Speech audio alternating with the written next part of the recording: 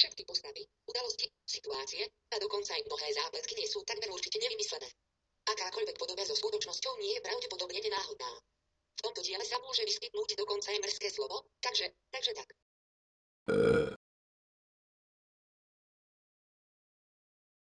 Šamán, zobuď sa. Heňo, mal som sen. Nápad za milión. No skúste, nech sa pobavím. Čoho sa tu týka?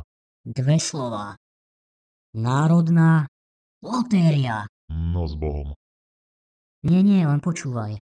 Stačí uhádnuť 6 čísel. To znamená milión možností. Ale... Ešte som neskončil. Na milión tiketov potrebujeme 700 000 eur.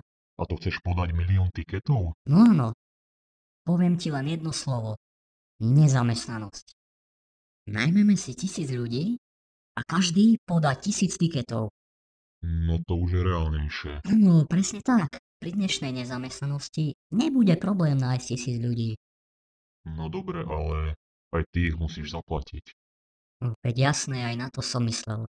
Povedzme, že im to bude trvať 2 dni. Každému zaplatíme napríklad 100 eur. To je spolu 100 000, plus tých 700 na tikety, to je spolu 800 000.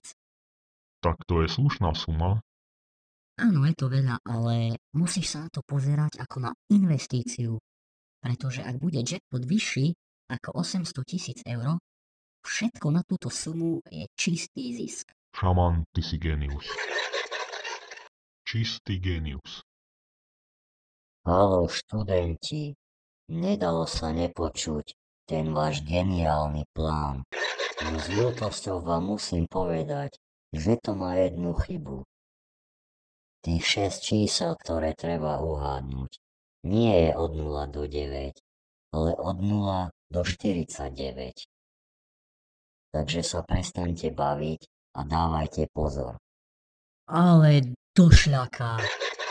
Nevadí, šamán. Raz vymyslíš niečo geniálne, uvidíš. Ja ti verím.